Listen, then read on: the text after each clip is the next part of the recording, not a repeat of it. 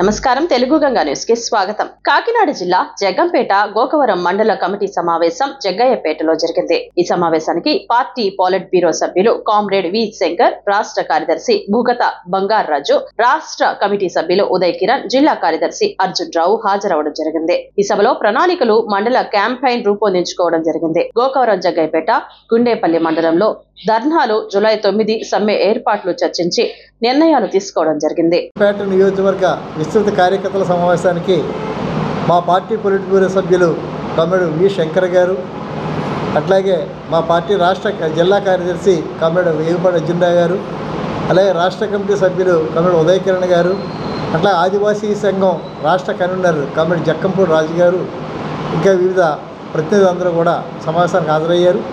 ప్రధానంగా ఈ రోజున దేశంలో, ప్రపంచంలో చాలా విధ్వంసకాండ జరుగుతూ ఉంది.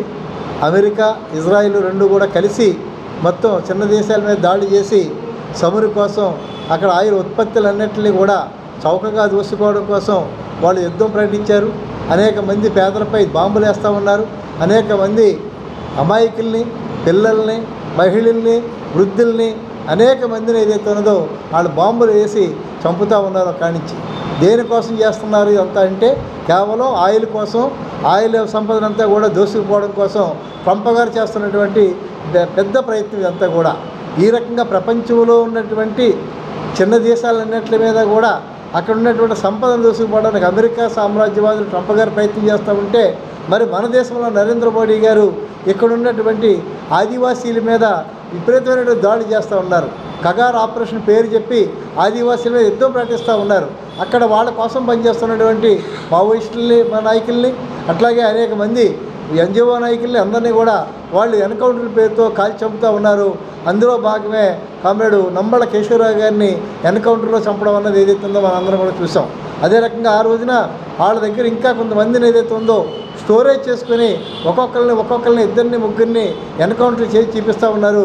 ఈ ఆదివాసీల మీద జరుగుతున్నటువంటి కగార్ ఆపరేషన్ ఏదైతే ఉందో తక్షణం నిలుపుదల చేయాలని చెప్పేసి సిపిఎం ఎలిఫెంట్ పార్టీ డిమాండ్ చేస్తూ ఉంది. అమెరికా, ట్రంప్ ఏ రకమైనటువంటి యుద్ధాలు ప్రకటిస్తూ అక్కడ చేస్తూ ఉన్నాడో, ఇక నరేంద్ర మోడీ అమాయక ప్రజల మీద ఆ రకమైనటువంటి యుద్ధాలు ప్రకటిస్తూ ఉన్నారు.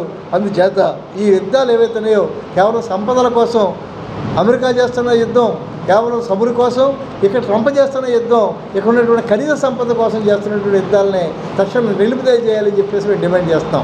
అదే రకంగా చంద్రబాబు నాయుడు గారు సంవత్సర పాలన ముగించుకొని వాళ్ళు ఉత్సవాలు చేసుకుంటూ ఉన్నారు. ఏం చేసేసామని ఉత్సవాలు చేస్తూ ఉన్నారు. వాళ్ళు ఇచ్చినటువంటి డిమాండ్స్ ఏవైతున్నాయో ఏ డిమాండ్ని కూడా వాళ్ళు సరిగా అమలు చేయలేదు. కేవలం ఏదో 2-3 డిమాండ్లు అమలు చేసి శంకలు కొట్టేసుకొని మేము చాలా చేసేసామని చెప్పి వాళ్ళు అంటూ ఉన్నారు. ఇవాళ అనేక మంది నిరుద్యోగులు ఉద్యోగాలు లేక చాలామంది ఇబ్బందులు పడుతూ ఉన్నారు. వాళ్ళు నిజంగా మనం చెప్పాలి అంటే డిగ్రీలు చేసేసి, ఇంటర్లు చదివేసి, ఆఖరికి పీజీలు చేసేసిన వాళ్ళు కూడా ఖాళీగా ఉన్నటువంటి పరిస్థితి మనం చూస్తూ ఉన్నాం. అలాగే వాళ్ళకి ఏదైతే ఉన్నదో ప్రతి సంవత్సరం 2 లక్షల ఉద్యోగాలు తీస్తూ ఉన్నారు. కానీ ఇప్పుడు వచ్చి కేవలం డిక్లేర్ చేస్తున్నారు తప్పించి రిక్రూట్మెంట్ అన్నది లేదు. డిఎస్సి అన్నారు, పోలీస్ రిక్రూట్మెంట్ అన్నారు, ఏమన్నా ప్రకటనలకే పరిమితమే తప్పించి వాళ్ళు ఎటువంటి పరిస్థితులు కూడా తీయట్లేదు. అలాగే మనం చూసినట్లయితే గ్రామీణ ప్రాంతాల్లో మొత్తం జనమంతా కూడా వలసపోతూ ఉన్నారు. ఇవాళ హైదరాబాదు, బెంగళూరు, చెన్నై అనేక ప్లేసులకు ఏదైతే ఉందో వలసలు పోతూ ఉన్నారు. ఎందుకు ఏంటి అన్నప్పుడు ఇక్కడ పని లేక, చేసిన పనికి సరైన కూలి లేక, జాతీయ ఉపాధి హామీ చట్టాన్ని సరిగా అమలు చేయట్లేదు. దాంట్లో కనీస వేతనం రాదు. కేవలం ఏదో కూర్చున్న పని లేకపోతే చెరువు పని అని చెప్పేసి ఆ పని ఏదైతే ఉందో తేలిగ్గా తీసుకొని దానికి వస్తున్న నిధులు కూడా పక్కన పెట్టేశారు. నెల రోజులైనా సరే చాలా గ్రామాల్లో ఏదైతే ఉందో అక్కడ ఏమి కూడా లేవు. అలాగే ఇంకా మనం చూసినట్లయితే నిరుద్యోగులకు వృత్తి లేదు, కార్మికులకు ఏదైతే ఉందో పని లేదు. ఇంకా మనం చెప్పాలంటే ఈ గ్రామీణ ప్రాంతాల్లో చాలా ఫ్యాక్టరీలు రిలీసాయి. కానీ ఆ ఫ్యాక్టరీల్లో స్థానికులకి ఎక్కడా కూడా మొత్తం ఏదైతే ఉందో ఉద్యోగాలు ఇవ్వట్లేదు. ఎక్కడి నుంచో బయట నుంచి తీసుకొచ్చి వాళ్ళు ఇచ్చేస్తూ ఉన్నారు. స్థానికులకి ఇచ్చినట్లయితే అక్కడ సమ్మెలు జరిగిపోతాయి, ఫ్యాక్టరీలో ఏదో గొడవలు జరిగిపోతాయి, స్థానికుల బలం పెరిగిపోతుందని చెప్పేసి స్థానికులకి ఎక్కడ కూడా అక్కడ ఉద్యోగాలు ఇవ్వట్లేదు. అందుచేత వ్యవసాయ ఆధారపడి ఉన్నటువంటి ఈ ప్రాంతాల్లో ఖచ్చితంగా స్థానికులకి ఏదైతే ఉందో 80% వాళ్ళ కోటాన్ని పూర్తి చేయాలని చెప్పేసి మనం డిమాండ్ చేస్తూ ఉన్నాం. అదే రకంగా మహిళలకు సంబంధించి గతంలో మైక్రో ఫైనాన్స్ అన్నీ తీసుకుని చాలా ఇబ్బందులు పడ్డారు. మళ్ళీ ఇప్పుడు మైక్రో ఫైనాన్స్ ఏదైతే ఉందో మహోన్నత మహాభూతంలాగా ఇవాళ మళ్ళీ మన ముందుకు వచ్చేసి ఉంది. చాలా గ్రామాల్లో ఏదైతే ఉందో ప్రతిరోజు మైక్రో ఫైనాన్స్ వాళ్ళు వచ్చి ఇబ్బందులు పెడతారు. రోజు కష్టపడి డబ్బులు, వారం రోజుల డబ్బులు కూడా వాళ్ళందరికీ పోయాకే సరిపోతూ ఉన్నాయి ఒక కానించి. అందుచేత గ్రామాల్లో మైక్రో ఫైనాన్స్ని తిప్పికొట్టాలని, మైక్రో ఫైనాన్స్లో వచ్చినటువంటి వడ్డీ అప్పులన్నింటినీ కూడా రద్దు చేయాలని, అలాగే స్టేట్ గవర్నమెంట్ సంబంధించి ఈ గవర్నమెంట్ ఏదైతే వడ్డీ లేని రుణాలు ఏదైతే ఉందో ప్రజలకు అందివ్వాలని చెప్పేసి మేము డిమాండ్ చేస్తూ ఉన్నాం.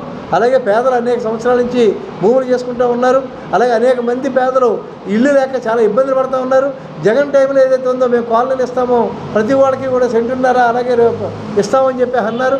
కానీ చాలా చోట్ల ఏదైతే కొనేసి అలా పడి ఉన్నాయి తప్పించి ప్రజలకు పంచిపెట్టిన పాపాన పోలేదు. అంచేత ఇల్లు లేనటువంటి పేద కుటుంబాలకు అందరికీ కూడా ప్రభుత్వం ఇల్లు కట్టించి ఇవ్వాలన్నటువంటి డిమాండ్తో మేము ముందుకెళ్తూ ఉన్నాం. పేదలు చేసుకున్న భూములకు పట్టాలు ఇవ్వాలనే డిమాండ్తో మేము ముందుకెళ్తూ ఉన్నాం. అట్లాగే ఇక్కడ ఉన్నటువంటి గిరిజనులకు ఏదైతే ఉన్నదో ఐటీడీ పీఓ ద్వారా మొత్తం వాళ్ళకి ఏదైతే ఉందో అన్ని సదుపాయాలు కలగజేయాలని చెప్పి మేము కోరుతూ ఉన్నాం. ఎందుకంటే ప్రత్యేకంగా వాళ్ళు ఈ యొక్క కాకినాడ జిల్లా ఏర్పడిన తర్వాత ఐటీడీ ఏదైతే రంపచోడవరం వెళ్ళిపోయింది. అందుచేత ఐటీడీ పీఓని ఇక్కడ ఉన్నటువంటి గిరిజనులకి అన్ని సదుపాయాలు ఏర్పాటు చేయాలని చెప్పేసి మేము డిమాండ్ చేస్తూ ఉన్నాం.